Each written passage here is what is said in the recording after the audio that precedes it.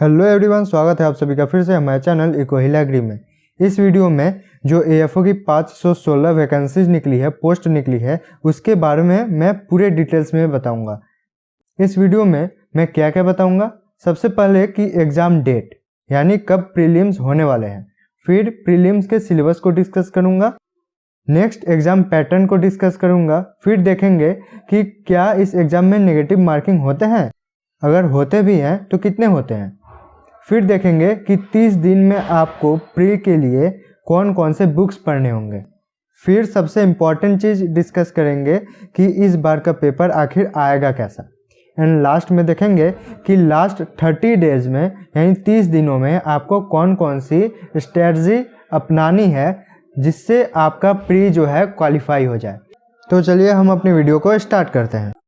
तो सबसे पहले हम डिस्कस करते हैं कि आखिर प्रीलिम्स जो है एएफओ की प्री कब होने वाली है। तो 24 एंड 31 दिसंबर को होने वाली है। नेक्स्ट देखते हैं प्री के सिलेबस के बारे में। तो इसका सिलेबस जो है, प्री का सिलेबस काफ़ी इजी है। इसमें 3 सेक्शन से क्वेश्चन आएंगे। फर्स्ट सेक्शन जो हमारा होगा वो रीजनिंग का सेक्शन होगा। सेकेंड सेक्शन जो हमारा होगा वो क्वांटिटेटिव एप्टीट्यूड का सेक्शन होगा यानी numerical ability. And third section जो होगा वो हमारा इंग्लिश का पोर्शन होगा। अब बात कर लेते हैं एएफओ 2022 में जो प्रीलिम्स एग्ज़ाम होगा, प्रीलिमिनरी टेस्ट का जो एग्ज़ाम होगा उसका एग्ज़ाम पैटर्न क्या होगा।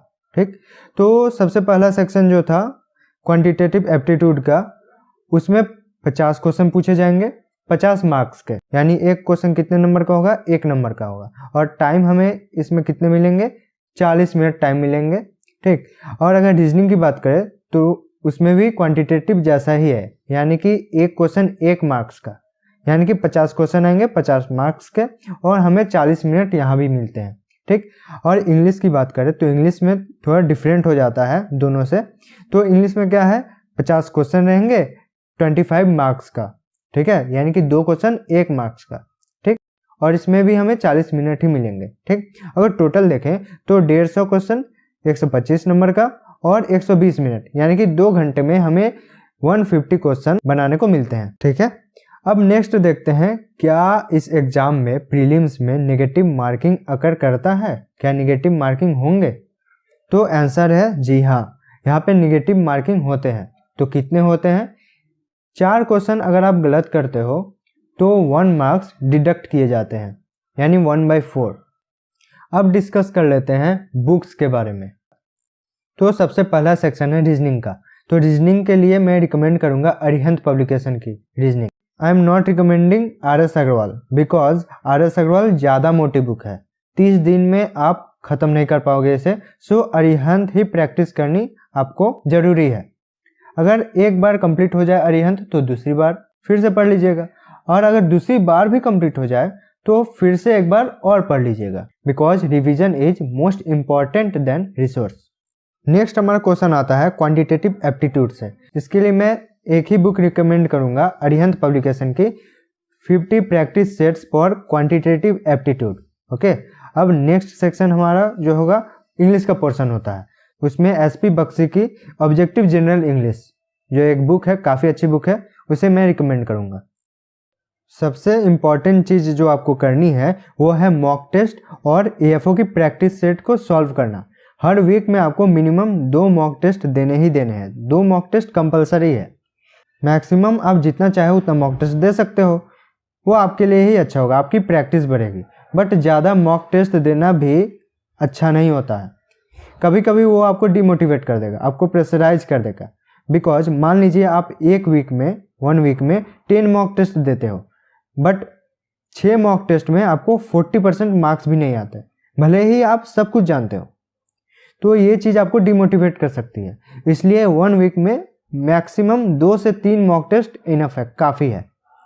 अब डिस्कस कर लेते हैं इस पूरे वीडियो के, इस पूरे सेशन के सबसे इम्पॉर्टेंट पॉइंट, यानी कि इस दिसंबर का जो AFO का एग्ज़ाम होगा उसका पेपर आएगा कैसा, टफनेस कैसा होगा, डिफ़िकल्टीज लेवल कैसी होगी, इसके बारे में डिस्कस कर लेते हैं। तो इसको डिस्कस करने से पहले हम 4 साल के प्रीवियस 4 ईयर्स के कट ऑफ को देख लेते हैं। तो 2018 के ओवरऑल कट ऑफ की बात करें तो 22.25 मार्क्स ये ओवरऑल कट ऑफ है। ठीक। अगर सेक्शनल कट ऑफ की बात करें तो 2018 के इंग्लिश की कट ऑफ थी 4.75 मार्क्स और 2018 की रीजनिंग की कट ऑफ कितनी थी 15.25 मार्क्स और क्वांटिटेटिव की 16.75 मार्क्स। ठीक वैसे ही 2019 की जो ओवरऑल कट ऑफ थी वो 36.5 मार्क्स थी। इंग्लिश की कट ऑफ कितनी थी 8, रीजनिंग की कट ऑफ कितनी थी 11.25 एंड एप्टीट्यूड की कट ऑफ जो थी 9.5 मार्क्स।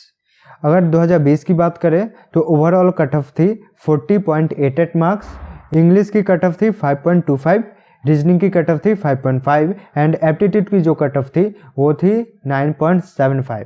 और वैसे ही पिछले साल यानी 2021 की बात करें तो ओवरऑल कट ऑफ थी 63.27 और इंग्लिश की कट ऑफ जो थी 10.25 मार्क्स, रीजनिंग की कट ऑफ थी 10 एंड क्वांटिटेटिव एप्टीट्यूड की जो कट ऑफ थी वो 13.25 मार्क्स की थी। ठीक। अगर हम इस कट ऑफ को एनालाइज करें देन एवरी ईयर पेपर्स की ओवरऑल कट ऑफ जो है वो बढ़ रही है। 2018 में 22.25, 2019 में 36.5, 2020 में 40.88 और 2021 यानी पिछले साल 63.27 कट ऑफ है। कट ऑफ यहाँ बढ़ रही है, इंक्रीज हो रही है। इसका मतलब क्या हुआ, इसका मतलब ये हुआ कि पेपर की टफनेस जो है, डिफिकल्टी लेवल जो है वो एवरी ईयर घट रही है। पेपर इजी आ रहे हैं जिससे कैंडिडेट ज़्यादा से ज़्यादा क्वेश्चन सही कर पा रहे हैं। अरे मेरे भाई, जितना ज़्यादा क्वेश्चन सही होगा उतना ज़्यादा मार्क्स आएगा, जितना ज़्यादा मार्क्स आएगा उतना ही ज़्यादा कट ऑफ हाई होगा। और ये कब होगा, जब क्वेश्चन इजी रहेंगे, जब क्वेश्चन इजी आएंगे। यानी अगर इस साल की बात करें तो इस बार का कट ऑफ जो है मे बी 70 to 80 के बीच में होना चाहिए। यानी इस बार क्वेश्चन हो सके तो पिछले साल के मुकाबले इजी पूछे। अब बात कर लेते हैं तीनों सेक्शन की, यानी English, reasoning and quantitative aptitude. अगर 2018 में देखें तो क्वांटिटेटिव का कट ऑफ हाई है, 2019 में रीजनिंग का कट ऑफ हाई है और 2020 और 21 यानी दोनों साल क्वांटिटेटिव का कट ऑफ ही हाई है। यानी हर साल क्वांटिटेटिव एप्टीट्यूड से इजी क्वेश्चन पूछे जाते हैं रीजनिंग और इंग्लिश के कंपैरिजन में। हो सके तो इस साल भी क्वांटिटेटिव से इजी क्वेश्चन पूछा जाए, मे बी। अगर आप ध्यान दें तो आपको पता चलेगा कि पिछले 4 साल में सबसे कम कट ऑफ किसके गए हैं, इंग्लिश के। यानी आपको इंग्लिश में ज़्यादा ध्यान देना है। और अगर बात करें रीजनिंग के डिफ़िकल्टीज लेवल की तो इसकी डिफ़िकल्टी लेवल जो है मॉडरेट है।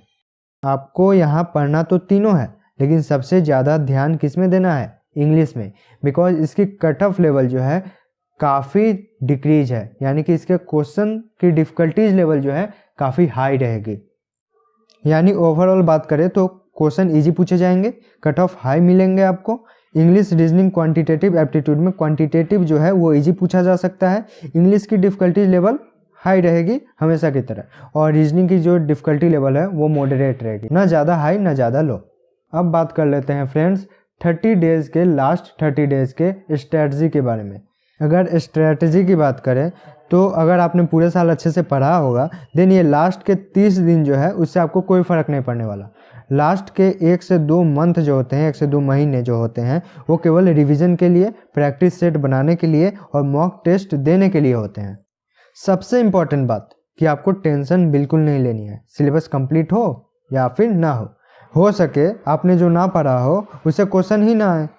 आपको इस 30 दिन में कुछ भी नई चीज़ नहीं पढ़नी है, जो भी पढ़े हो उसे ज़्यादा से ज़्यादा रिवाइज कीजिए और जितना हो सके उतनी प्रैक्टिस सेट बनाइए। लास्ट सबसे इम्पॉर्टेंट बात कि प्रीवियस 5 ईयर्स के यानी पिछले 5 सालों के प्रीवियस ईयर क्वेश्चन सॉल्व कर लीजिएगा, जिससे आपको एग्जाम में काफ़ी हेल्प मिलेगी, काफ़ी मदद मिलेगी। बिकॉज बहुत सारे क्वेश्चन रिपीटेड रहते हैं, हर साल मिलेंगे आपको। Hope this video will be very helpful to you. Like this video, share this video to another FO aspirant कि उन्हें भी काफ़ी हेल्प मिल सके इस वीडियो से। तो फिर मिलते हैं फ्रेंड्स नेक्स्ट वीडियो में, तब तक के लिए जय हिंद।